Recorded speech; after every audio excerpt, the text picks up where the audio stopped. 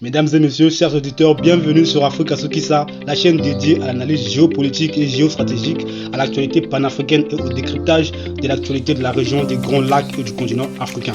Pour ce numéro de l'appel du dimanche du 14 décembre, notre thème est la résurgence des coups d'État en Afrique. Nous allons appeler par duplex M. Nabouchi Kabare. Je vous rappelle qu'il est le blogueur panafricain, l'analyste politique et spécialiste des dynamiques de la région des Grands Lacs.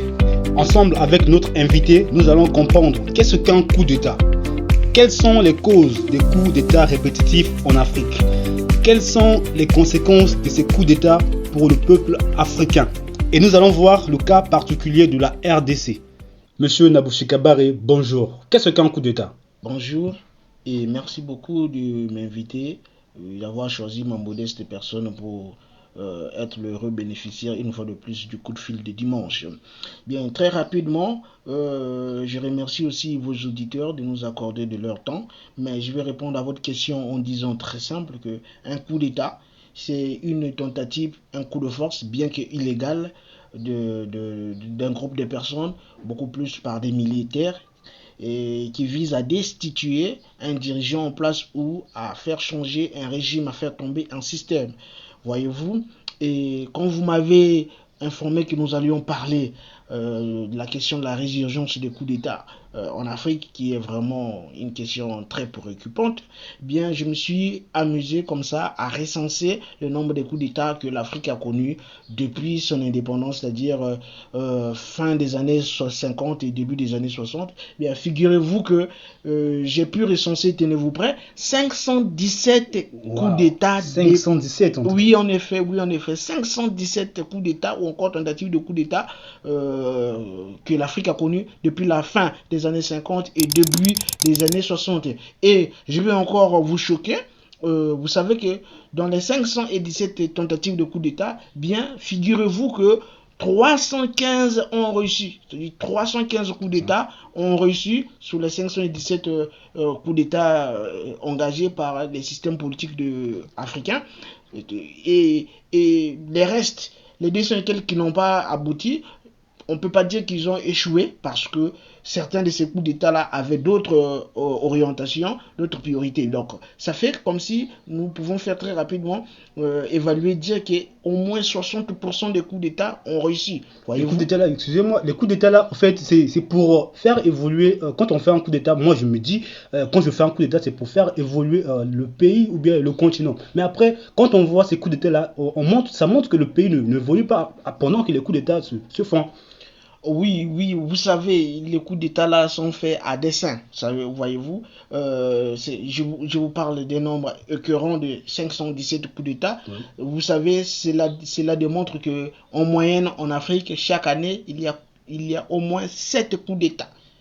Chaque année. Donc ça déstabilise le continent, ça déstabilise l'économie du continent, ça déstabilise le système politique intérieur et ça déstabilise, ça donne une mauvaise image. C'est tout ça qui fait que l'Afrique n'avance pas. Tout à fait.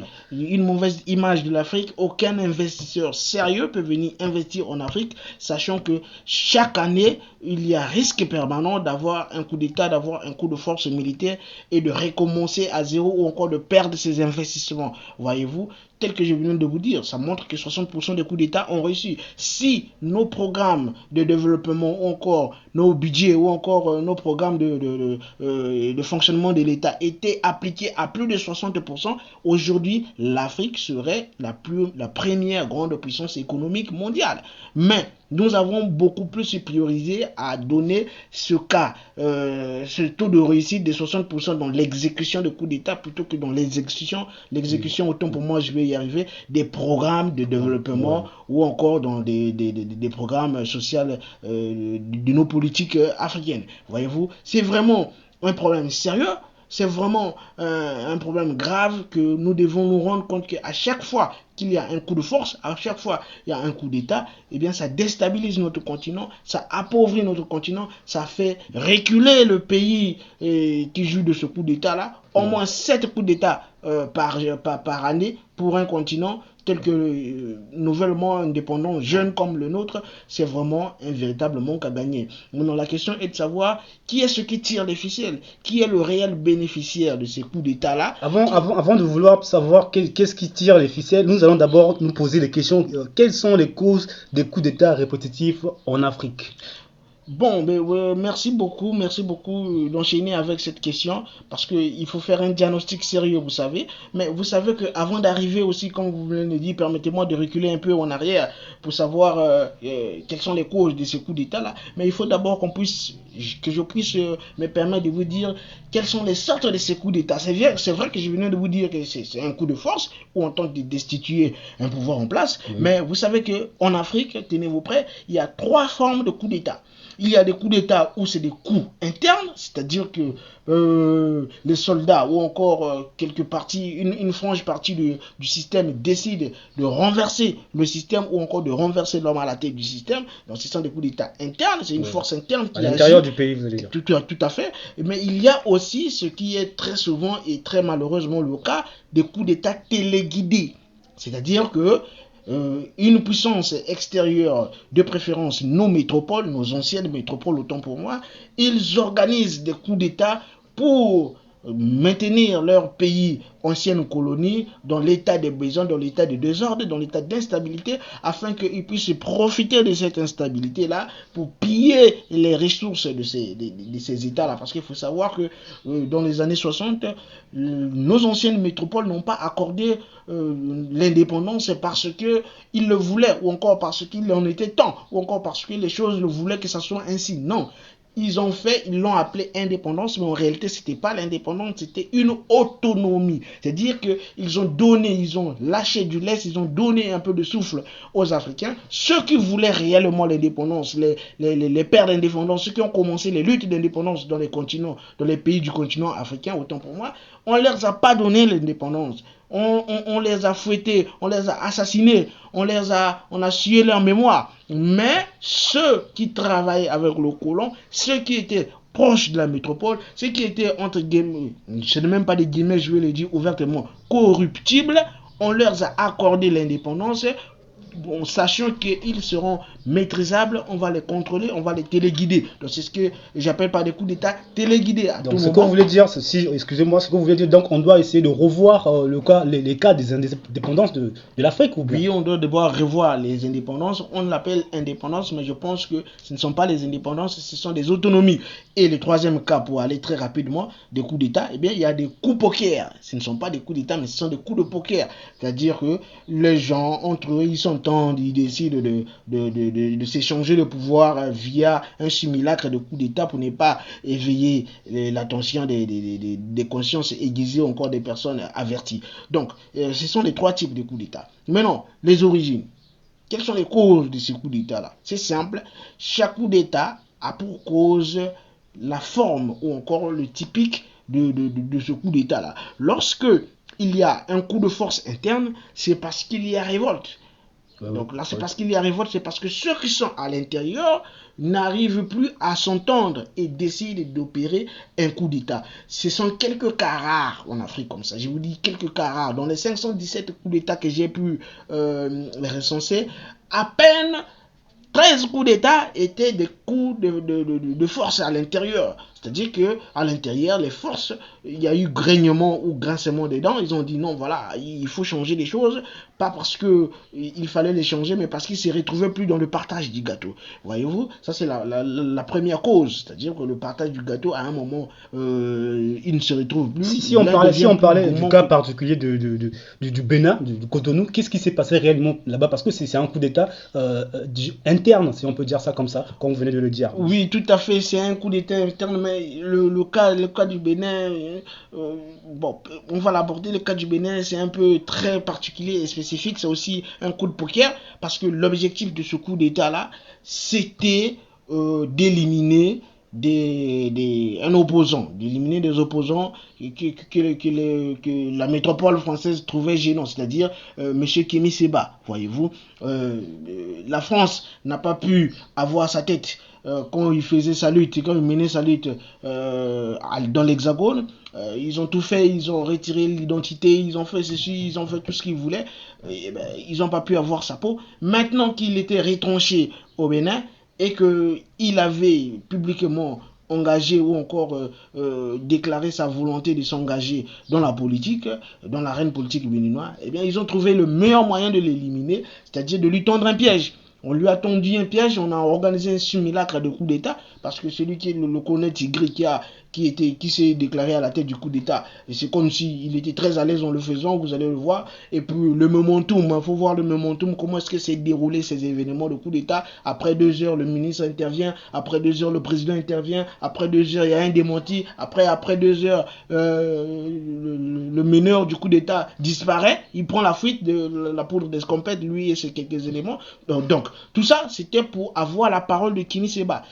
Dès qu'il a pris la parole et qu'il semblait soutenir, encore féliciter le coup de force, c'était l'occasion pour qu'on puisse mettre la main sur lui. Donc il a mordu à l'hameçon, il a mordu à la part, il est parti. Donc ce qui s'est passé au Bénin, on me dit que l'armée française a voulu intervenir encore, l'armée nigérienne et consorts, c'était un coup de force, c'était un coup arrangé à l'interne, un coup de poker, pour dire les choses telles qu'elles sont, dont le but était d'éliminer ou encore d'écarter un élément gênant qui est M. Kini Seba, et malheureusement il a mordu à l'hameçon, voyez-vous. C'est ce que nous pouvons dire pour le cas du Bénin. Autre chose encore, il y a encore un autre cas que les gens ignorent, qui est similaire, proche du cas du Bénin, c'est celui de la Guinée-Bissau, voyez-vous, ou encore le président qui est déchu, le président qui a connu, donc qui était victime du coup d'État, est en train de voyager de capitale en capitale, comme s'il est en train de faire une tournée diplomatique au moment où il est victime d'un coup d'État. Mais c'est aussi encore un autre cas qu'il faut beaucoup plus étudier, qui bénéficie de tout ce cas. Je vous rappelle que la Guinée-Bissau, elle a connu 16 coups d'État. 16 coups d'État avec une guerre civile. Donc aujourd'hui, les gens doivent savoir, parce qu'il faut savoir que la Guinée-Bissau, c'est une plateforme, une grande plateforme du trafic de drogue en Afrique. Donc voyez-vous, donc il y a beaucoup de puissances qui instrumentalisent le pouvoir en Guinée, et quand ceux qui tiennent le pouvoir se rendent compte qu'ils sont à la veille de perdre le pouvoir, ils organisent un simulacre de coup d'État, donc un poker, pour transférer le pouvoir vers un proche et continuer à gérer un peu les choses. C'est ce que je peux vous dire sur ce point-là. Alors, monsieur Nabouchi Kabare, quelles sont les conséquences de ces coups d'État pour le peuple africain? C'est simple, c'est l'appauvrissement du peuple africain, vous savez. Tant qu'il y a cette instabilité politique, eh bien, le colonisateur, le pilleur, l'impérialiste profite de ça pour rentrer, amener toute sa technologie et extraire toutes nos richesses et partir avec. Deuxièmement, ça détruit l'image de l'Afrique sur les marchés. Aucun homme, un homme d'affaires sérieux, je venais de le dire tout à l'heure, peut investir son argent en Afrique, parce qu'il sait que chaque année, il y a 60% d'éventualité que ce pays-là, un pays de l'Afrique, puisse connaître un coup d'État. Donc ces investissements ne sont pas garantis, ils risquent de les perdre à tout moment. Et ça fragilise aussi l'économie africaine en tant que continent. Vous savez qu'avec cette politique de créer, de mettre en place la zone économique de libre-échange, eh bien ça fera de l'Afrique le plus grand marché de libre-échange au monde. Donc tant que nous avions 7 coups d'État par année, tant que à tout moment, 60% des tentatives de coup d'État réussissent, aboutissent, eh bien, cette instabilité-là empêchera la zone de libre-échange, autant pour moi, d'entrer et de prendre effectivité, parce que vous vous souvenez, ou encore, vous le savez bien, que à la minute où il y a un coup d'État, les frontières des pays sont fermées, que ce soit les pays voisins, et il y a des sanctions qui arrivent, il y a ceci, cela, donc l'ossature économique, à tout moment où il y aura des coups d'État, l'Afrique s'appauvrit à chaque coup d'État. Je vois les gens souvent lorsqu'il y a un coup de force et que un président est chassé de son pouvoir, je vois les gens sortir dans la rue, danser et consorts, mais ils ne savent pas que ça continue ça contribue à déstabiliser leur économie, à déstabiliser l'image, ou encore à détruire l'image de leur pays vis-à-vis des partenaires et des marchés boursiers, et encore de plus, ça fragilise les programmes de développement économique de leur pays. Et très rapidement, si vous me le permettez, au moment où je vous parle, l'Afrique est à la tête de plus de 8 États. Plus de 8 États africains aujourd'hui sont dirigés par des hommes qui ont pris le pouvoir par la force, sinon par les armes. Donc vous avez le Gabon qui, vous allez me permettre de le dire honnêtement, c'est un coup d'État téléguidé par la métropole. Et vous avez la Guinée-Conakry, aussi un coup d'État téléguidé par la métropole. Pour la petite histoire, eh bien, la Guinée-Conakry, l'actuel président de la Guinée-Conakry, Mamadi Doumbouya, colonel qui s'est autoproclamé général, c'est un ancien, sinon c'est un élément de la légion étrangère de l'armée française. Nous avions le Mali avec Assimi Goïta, nous avions le Burkina Faso avec le capitaine Ibrahim Traoré, nous avons le Niger avec le président Tiani, et nous avons récemment Madagascar avec le colonel Ondri, et nous avons la Guinée-Bissau avec le général Arta Idi Anman. Excusez-moi pour la prononciation. Parlons du cas particulier de la RDC. Combien de coups d'État ont déjà été effectués dans ce pays? Alors la RDC, c'est vraiment un cas particulier. Je venais d'évoquer la Guinée-Bissau qui a connu déjà 16 tentatives de coup d'État et une guerre civile. Mais la RDC, pour l'histoire, a connu qu'un seul coup d'État, celui du maréchal Mobutu en 63, si ma mémoire ne me fausse pas compagnie. Et à part ce coup d'État, il y a eu quelques conspirations. Il y a eu quelques conspirations, il faut le reconnaître. C'est les martyrs de la Pentecôte, mais qui ont eu le malheur d'aller parler de leur projet aux Américains et qui ont remonté le câble au général, c'est-à-dire à Mobutu, et qui ça s'est terminé comme ça s'est terminé. Ben, après ça, il y a eu encore l'assassinat de Laurent Désiré Kabila par une puissance étrangère, c'est-à-dire que le Rwanda. Et ça, c'est pas un coup d'État. C'est pas un coup d'État, c'est tout simplement l'assassinat d'un président par une puissance étrangère parce qu'il ne marchait pas au pas, il ne respectait pas ceux qui l'ont soutenu pour renverser le maréchal Mobutu. Il faut savoir que le maréchal Mobutu aussi n'a pas été victime d'un coup d'État, il a été victime d'une guerre d'agression, donc de deux pays, l'Ouganda et le Rwanda, se sont alliés, ont donné de la force à quelques mouvements rebelles, et ils ont mené donc une campagne pour chasser du pouvoir le maréchal Mobutu. Et arrivé là, le Kabila fils aussi a fait un simulacre de coup d'État en 2004 parce que ils étaient dans la transition. Il fallait faire comprendre, il fallait mettre en place un climat de terreur pour faire comprendre aux gens l'importance de le maintenir au pouvoir. On nous dit que quelques mutins, quelques éléments de la garde présidentielle ont tenté de faire un coup d'État et consort. On ne sait pas, c'était un feu de paille. Après ça, il y a eu le très récent tentative de coup d'État du 19 mai, si ma mémoire ne me trahit pas, 2024, de M. Christian Malanga. Tout le monde le connaissait, tout le monde savait ses intentions, tout le monde savait que c'était un mec pro-armes, pro-violence. Il était pour la lutte armée. Bizarrement, personne n'a rien fait. Et on s'est réveillé un matin, il a tenté de prendre le pouvoir, mais en allant là où le pouvoir ne réside pas, c'est-à-dire tenter de prendre la maison, le palais du peuple, au lieu d'aller au Mont Galema, à la cité de l'unité africaine, je ne sais pas là où on peut trouver le président, il est allé ailleurs, dans les bureaux du président. Et la nuit, en sachant qu'il ne sera pas là. Donc, le cas de la RDC, c'est très particulier, et comme vous venez de le dire, seulement le coup d'État du maréchal, mais le problème, dans ce cas particulier qu'il faut pointer du doigt. Ici, nous allons tenter de le dire à vos auditeurs, c'est que contrairement aux autres pays où il y a au moins un coup d'État chaque 5 années, là-bas, il y a eu seulement un seul coup d'État, mais c'est un pays qui est en guerre depuis 35 ans déjà. Mais pourquoi est-ce que... Pourquoi c'est un pays déstabilisé alors qu'il a connu juste un coup d'État? C'est simple, c'est-à-dire que lors du coup d'État du maréchal Mobutu, les Occidentaux ont compris que la RDC c'était trop de pouvoir pour un seul type.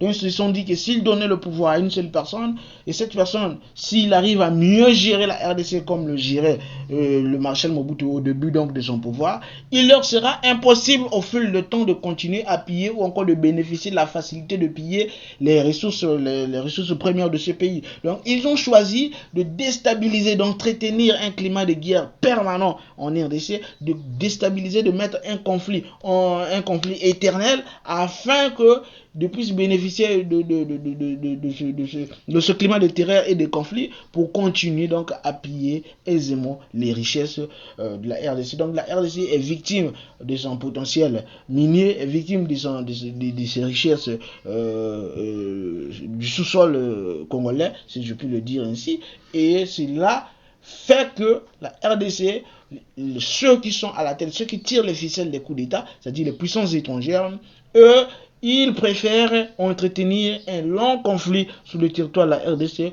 au lieu de tourner autour d'un chef d'État ou encore autour d'un homme qu'ils auront placé à la tête de l'État. Ce ne sont pas la même mot. Vous savez, vous avez suivi les récentes déclarations du président burundais lors du colloque de l'assise des jeunes africains à Bujumbura, au palais de Kiriri. Il a dit clairement qu'il y a des puissances occidentaux, il y a des puissances, des grandes puissances qui entretiennent la guerre en RDC pour des intérêts obscurs. Alors tant que analyste géopolitique et géostratégique de la région du continent africain, parlez-nous du cas exceptionnel du Zimbabwe.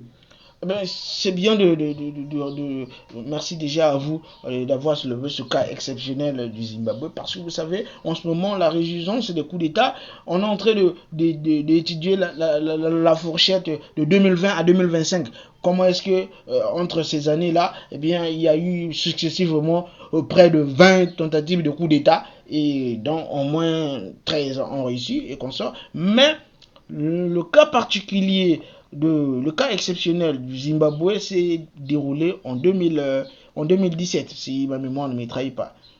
En 2017. Oui, en 2017, c'était en novembre, voilà, où on a fait tomber le président Mugabe. Mais ce cas-là, c'est très fascinant parce que celui qui prend le pouvoir après Mugabe, c'est son éternel rival et vice-président, le crocodile Emerson Mnangagwa. Mais au moment du putsch, il se trouvait en Afrique du Sud, en exil.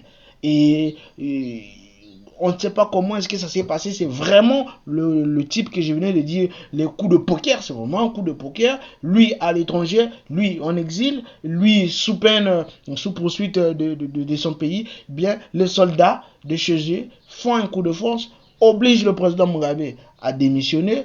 Et il rentre, c'est lui qu'on sert le pouvoir. C'est réellement un coup de poker parce que ce cas exceptionnel, ça montre comment est-ce que les militaires zimbabwéens, le politique zimbabwéen en général, ils ont été juste capables à faire un coup d'État juste pour barrer la route à Madame Grace Mugabe, qui avait vraiment des penchants de remplacer son mari au pouvoir. C'est vraiment un cas exceptionnel et ça mérite, c'est un cas école même, ça mérite de prendre le temps d'étudier. Mais j'aimerais lancer un message, si vous me permettez, oui, sur votre plateforme ici, à tous les Africains et à tous ceux qui sont au pouvoir aujourd'hui, de redoubler encore d'efforts dans l'éducation civique et morale, de redoubler encore d'efforts dans la discipline dans les forces armées, de faire comprendre au peuple que la répétition des coups d'État n'est qu'en notre défaveur. À tout moment qu'il y a un coup d'État, c'est le pays, c'est le continent qui régresse. À tout moment qu'il y a un coup d'État, c'est l'économie qui s'affaiblit, c'est les politiques de développement qui prennent du retard, autant pour moi. Donc, nous devions trouver une autre façon, une autre manière de gérer notre État pour qu'on puisse définitivement se débarrasser de ce fléau de coups d'État. Je vais prendre un exemple simple. Vous savez que les pays du Golfe, par exemple, les pays du Golfe sont plus jeunes que le continent africain. Vous allez voir le sultanat d'Oman, vous allez voir le Bahreïn, vous allez voir les Émirats arabes unis, vous allez voir l'Arabie saoudite, plusieurs pays du Golfe. On va même citer, allez-y, s'il faut le citer, on va citer Israël. Ce sont des pays qui ont moins de 30 ans, donc disons 30 ou 40 ans d'existence dans les formes actuelles en tant qu'État, voyez-vous. Mais ils ont aussi la même matière première et richesse comme nous, c'est-à-dire le pétrole. Mais eux, ce sont des pays qui se sont développés aujourd'hui, qui sont parmi les pays même émergents, une puissance économique sans pareil aujourd'hui. Mais comment est-ce que eux, ils ont arrivé à développer et à stabiliser leur État avec comme pétrole, comme sur les richesses du sous-sol? Pourquoi? Parce que la forme de gérer, de diriger leur État est largement différent de notre moment où nous avons copié l'impérialisme avec des États où il y a un président, il y a l'Assemblée, il y a le gouvernement et consort. Eux, ce sont des systèmes émiratiques, ce sont des systèmes royalistes, ce sont des systèmes de sultanat. Par exemple, Israël, c'est une république parlementaire, voyez-vous. Donc, ils se sont concentrés à trouver une forme de gouvernance qui reflète leurs mœurs, qui reflète l'identité culturelle de leur peuple, et ça a permis de stabiliser le pouvoir. En stabilisant le pouvoir, ils ont eu tout le temps de travailler sur l'économie et de travailler sur le développement de leur nation. Nous aussi, nous devons réfléchir à refonder nos États, à renouveler ou encore à trouver une nouvelle forme de dirigeance de nos États. Nous pouvons le faire. Trouver comment diriger nos États, stabiliser nos États et récupérer la souveraineté qui est la nôtre. Aujourd'hui, voir que plusieurs pays africains continuent à utiliser une monnaie qui est comme une monnaie qui est désignée une monnaie des colonies françaises, mais vous continuez à l'utiliser pendant que vous êtes pays indépendant. C'est vraiment regrettable. Nous devons donc réviser notre manière de diriger nos États, réviser nos manières de fonctionner l'appareil de l'État, afin que nous puissions prendre tout le temps nécessaire et se concentrer sur le développement. Mesdames et messieurs, vous êtes sur Africa Tsukisa. Je vous rappelle que pour ce numéro de l'appel du dimanche décembre, notre thème est la résurgence des coups d'État en Afrique. Nous vous rappelons nous sommes en direct avec Monsieur Nabouchika Baré. Monsieur, pour chuter, nous allons vous donner ce temps-là de dire un dernier mot, peut-être aux auditeurs ou bien à ces entités-là qui font des coups d'État. Quel est votre dernier message à ceux qui vous écoutent? Écoutez, j'en appelle à la conscience collective de tous les fils et les filles du continent africain. Je vais vous dire que les coups d'État là, ça n'arrange rien. Ces coups d'État là, ça ne fait que nous affaiblir. Maintenant, il y a de ceux-là déjà qui ont franchi les pas aujourd'hui, qui gèrent le pays après un coup d'État. Je leur demande de ne pas se précipiter.